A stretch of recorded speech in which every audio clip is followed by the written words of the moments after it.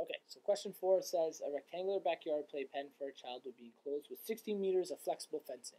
So what they mean is everything added together, so we have this side, this side, this side, and this side, is going to add up to 16. So in other words, our perimeter is going to be 16 meters of fencing, they've told us.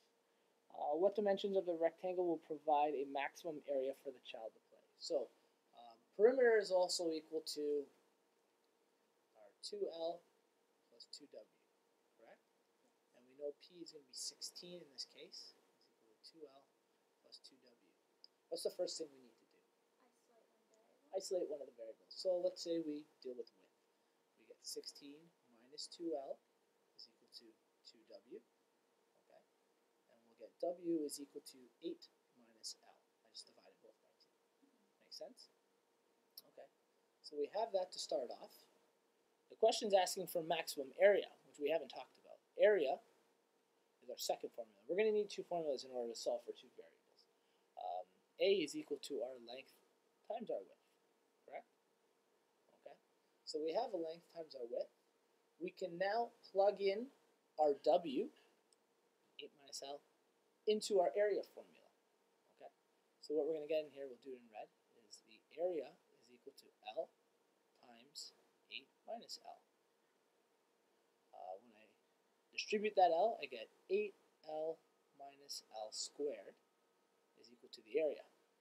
Now, I'm going to find the derivative of this because we know A is some constant number, right?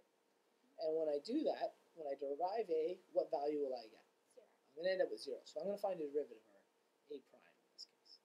So A prime is going to give us what? 8 minus 2L. Perfect. Okay. Now we know A prime is technically 0. Equal to 8 minus 2L. We bring the 8 over, we get negative 8 is equal to negative 2L. When we divide, what do we get? 4 is equal to L. So we now have a value for our L. We can plug it into our perimeter formula, right? We go back to that perimeter formula. So we go back to red. We'll highlight it because this is what I'm talking about. This is the perimeter formula we're talking about. So we go back to this. We know that 16 is equal to 2. In this case, L is 4. We discovered that, right? Plus 2W. 16 is equal to 8 plus 2W. I bring the 8 over. 8 is equal to 2W. And look at that. W is equal to 4. So, I've discovered what type of shape, essentially? Square. Yeah, I've discovered that the best way to maximize area of a playpen, is that 4x4? Yes, it is by creating a square. We have 4 as our width. I shouldn't say 4W. I should just say 4. 4 as our width and 4 as our length. And actually, that's a little trick. Any type of rectangular object, meter squared, the maximized area is a square. Okay. The only other way you could get better is if it's a circle. Okay, so this is question 8. They have some large cardboard box. We know that altogether this is 4 meters wide. Okay. Now, in this 4 meter wide, they want the area underneath because they're creating a tunnel. So, how can I best represent that? I guess I could highlight the area underneath. They want the area of this in here to be maximized. Or in other words, we're going to create a rectangle out of this. Okay. Now, the one thing we do know about all of this is we do know that from here to here to here is going to be 4. We're dealing with 4 meters all the way around, right? And it's the same type of question where you just did with the corral. We're dealing with three sides of the shape because we know the ground is going to create the other wall. So we don't need to have a 4-sided enclosed shape. We only need 3 sides enclosed. So first of all, the perimeter of such an object, okay, we're going to call this, we'll call it height because it looks like it's 2-dimensional, and base maybe? Are you okay with those? Okay, so perimeter is actually going to be 2 of the heights plus the base. And what is the perimeter of this object, or at least the amount of tunnel we're using? 4, that's right. So we're talking about 4 is equal to 2h plus b. Now the other thing we're looking for is what? We're trying to maximize our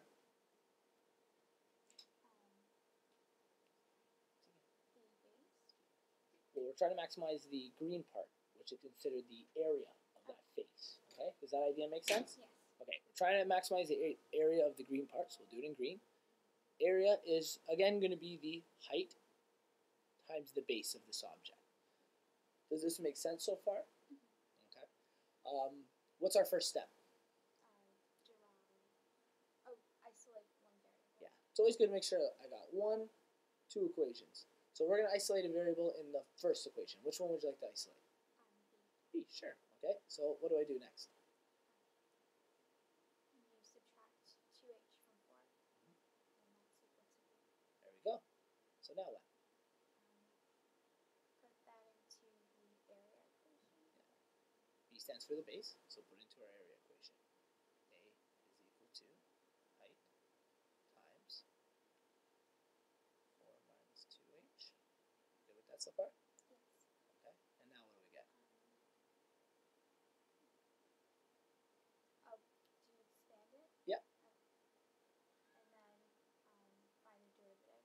Okay, so when I expand it, what do I get? 4h minus 2h squared. Good. Okay, and now what?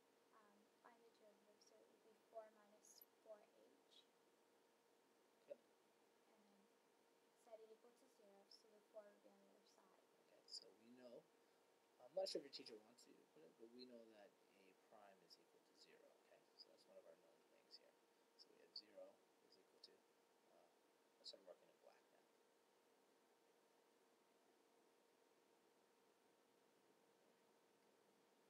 0 is equal to 4 minus 4h, and now what?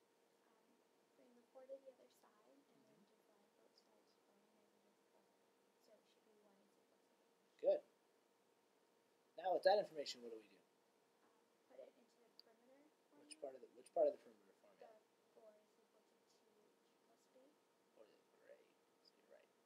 This is the formula we want to plug it into. Right. So we have our h. Let's plug it into that formula. And we'll call it again. This is formula 1. We're putting it back in there. We get 4 is equal to 2. Oh. 4 minus 2. Sorry. 4 minus 2 times 1 is equal to b. And what do we get there? 2 is equal to b. Yeah, our base is 2. So, what was our max area going to be? Let's bring that out first.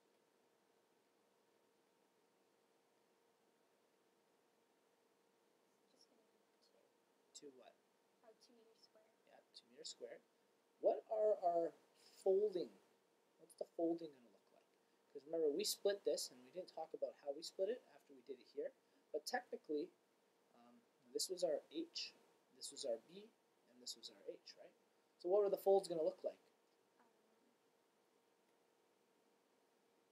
That's going to be 1 meter and then 2 meters and then Very good. So the two heights were going to be 1 meter, and the base, the middle is going to be broken into 2 meters. Okay. That makes sense? Makes sense? Okay. So we have a rectangle, and we know that the area of the rectangle, which is our length times our width, is going to be 12 centimeters long. So, or 12 centimeters squared, is it? Centimeters or meters? meters squared. Oh, meter. That's a big one. 12 meters squared. They want it to be a rectangular shape. So what we know about the rectangular shape is we'll call these two the widths and this the length. Okay. So you did know that the perimeter, because we have two widths and two lengths, is essentially going to be 2w plus 2l. What we also know about the area is 12 is equal to lw. We're going to isolate for one variable. So you decided to isolate for w. So we got 12 divided by l was equal to our w. I then took that value and plugged it into my perimeter formula. Okay. So in the perimeter formula, let's number these always 1 and 2. We need two formulas to solve this. Perimeter, we're not sure what it is, but our w is 12l plus 2l. We get 24l plus 2l is equal to p. Now I'm going to derive this. Okay. We know that perimeter is a constant number, so essentially p at 1 is going to be equal to 0. So I shouldn't actually put that there because we know that's not technically derivative yet, but we're going to derive it. So we'll end up with 0 is equal to, okay, we could have rewritten this, you're right, as 24L to the negative 1, and then plus 2L. So I'm kind of getting ahead of myself here. This is still technically P. Then we go and derive the function. So we get P prime is equal to negative 24. Negative 1 subtract 1 is negative 2 plus 2. Now P is 0, or sorry, P prime is 0. It's equal to negative 24 L squared, or let's in this case turn it back into a fraction again, okay, with positive exponents. So L to the power of 2 plus 2. When we bring 2 over, we get negative 2 is equal to negative 24 divided by L2. Now, I can't isolate L by itself at the bottom there. So what I'm going to do is I'm going to move L to the other side of the equation, or sorry, L squared. When I move it, it's going to become multiplied by. So we're going to get negative 2 times L squared is equal to negative 24. Now it'll be much easier for me to isolate this because I divide both sides by negative 2. When we do that, we end up with L squared is equal to positive 12, right? And then we got to find the square root of 12. Do you know what it is? 3.46. 3.46? Now technically it's plus or minus that, but we go on the assumption that the length of the object is in a negative value, right? So once we have that, we can go back and solve for our W. We knew that the area was 12, so we plug it back into this formula here, because we know our area is 12, and we just solved for our length, correct? So we get formula 2 again. 12 is equal to, L was what again? 3.46. 46 times W. Off the top of your head, do you know what W is going to be? 3.46. Yeah, that's right. Makes sense. That's going to be a square. Remember how we talked about that? So it's going to be 3.46 meters in length when we divide 12 by 3.46. So our length and our width are 3.46 in this object.